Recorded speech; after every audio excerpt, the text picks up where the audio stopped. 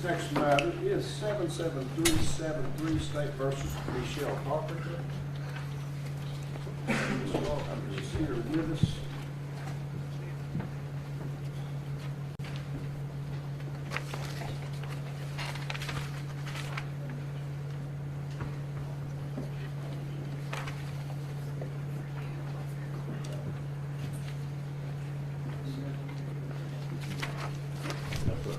Yes.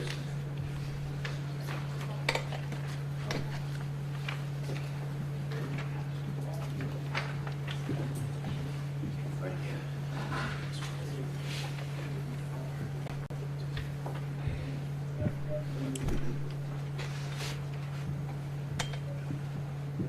All right.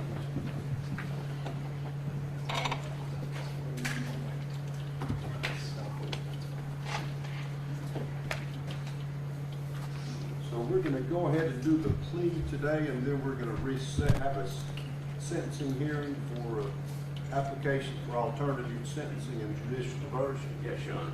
Okay, well, that means, Ms. Carpenter, if you would stand up and raise your right hand. I'm going to go ahead and swear you in and make sure that everybody's on the same page. Do you swear or affirm to tell the truth, the whole truth, and nothing but the truth, so help you God? Yes, Your Honor. All right, you can have a seat then. And Ms. Carpenter, I'm going to go over this plea agreement with you. Now, did your attorney, Mr. Culbertson, definitely go over it with you before you signed it? All right. And I understand this is an out for a best interest plea, but you do understand that depending on the outcome of the diversion hearing and alternative sentencing, there could well be a finding of guilt found, even though this is an out for the best interest plea. You do understand that?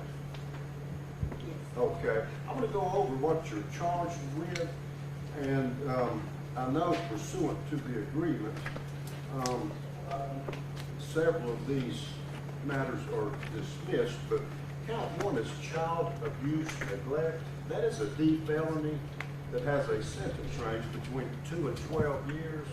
It alleges, Ms. Carpenter, that you, on or about August of 2021 through March of 2022, in the state and county aforesaid, before the finding of this presentment, did unlawfully, feloniously, knowingly, other than by accidental means, treated, and this is a minor, so I'm going to give the initials, TWM, date of birth 6/18/2018, a child under 18 years of age, in such a manner as to inflict injury, and that the child was 8 years of age or less.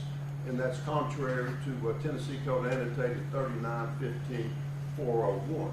Now, it's my understanding you're making it out for the best interest plea to that, and your sentence will be 2 years. And that, I guess, will remain to be seen how that's to be served.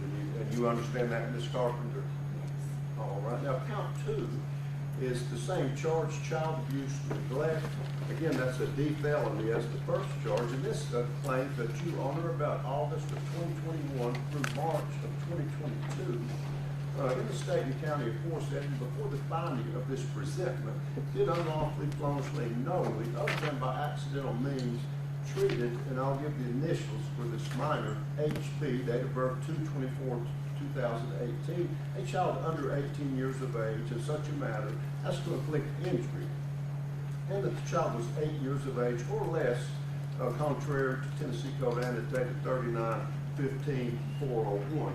Now, it's my understanding you are making it out for the best interest plea to that, and you'll receive a 2-year sentence in that matter. Now, these both of these will be concurrent, so your effective sentence would be 2 years, and you do understand that? Yes.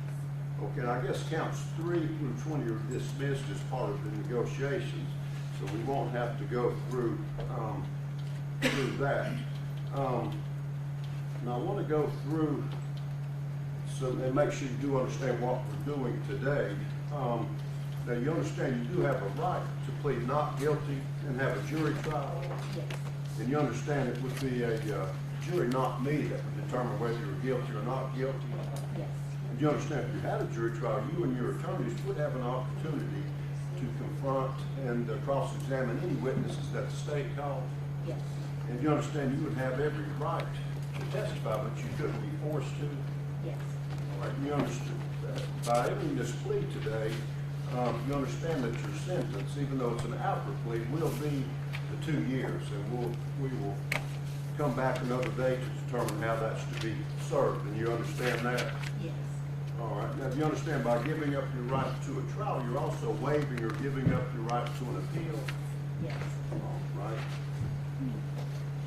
Now, do you understand that your plea, even though it's an outward plea, this is the strongest evidence available against you, and by your plea, you are stipulating or agreeing that the state has what we call a factual basis, or in other words, that they could prove what they claim you did. Yes. All right. And I guess this was a true presentment. Yes, Your Honor. The state has prepared a written stipulation of facts that was provided to defense counsel. Myself, General Griffith, Mr. Colbert, and Ms. Carpenter have all signed it. We will Okay. submit that as a factual basis. I will make that an exhibit to the plea. Thank you. We've been over that, Judge, and she has read that, and that's her signature. Okay. All right, and I will make this an exhibit to the plea. The court is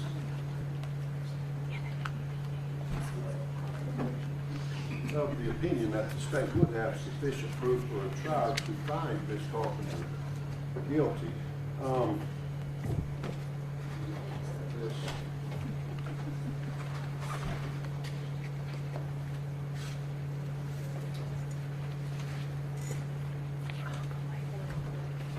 You know, Ms. Carpenter, you understand, if you were not granted diversion and if this were to go on your record, it could be used against you if you got in trouble again to increase any sentence that you might receive? Yes. Okay. All right. And finally, Ms. Carpenter, how do you plead to these two charges, the 2 counts? I'm entering the Alfred, please. Okay, well, we will take that, please. I'm not going to be making a finding of guilt, as I understand you are diversion eligible. We'll have to deal with that on another day.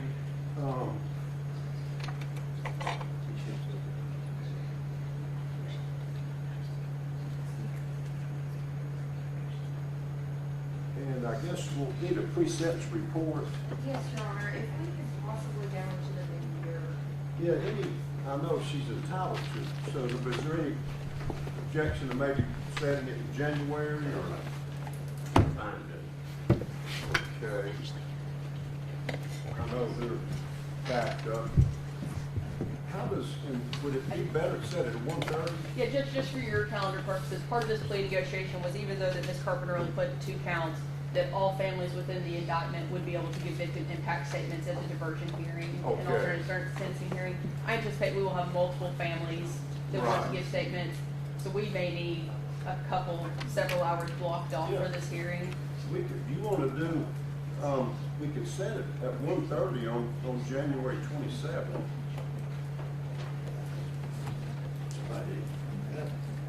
Judge, I think Mr. Culbertson and myself, we've got other matters on that day. On that day? Any other days? Yeah, what about February 10th at 1:30? That's not a good day, Judge. Not a good, let's see.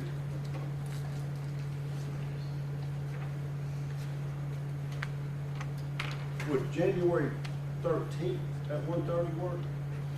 Sorry, me. Judge, I'm in trial in the other court. Okay, let's see here.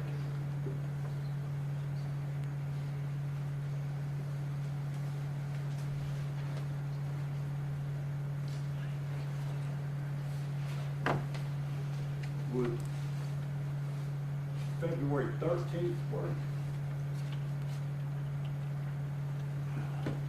That's a bind over, that is a Friday. Judge, I believe that week, Mr. Culbertson is going to be going. All right. I'd like to do it, did you say January, February? The bind over was February 13th. I'd like to do this maybe in January if we could, Judge. Yeah, let's see.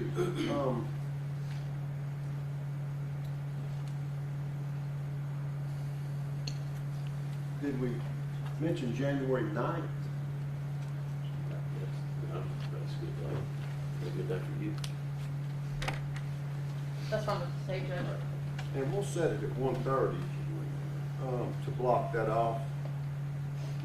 So we'll set the sentencing hearing for January 9th, 2026 at 1:30. Now, Judge, does she need to see, you need to see her? Yeah. So we'll meet you in the lobby in a minute. Yes, it'll take you just a minute. Thank you. We will see everyone then. Thank you, Judge. Thank you all. Thank you.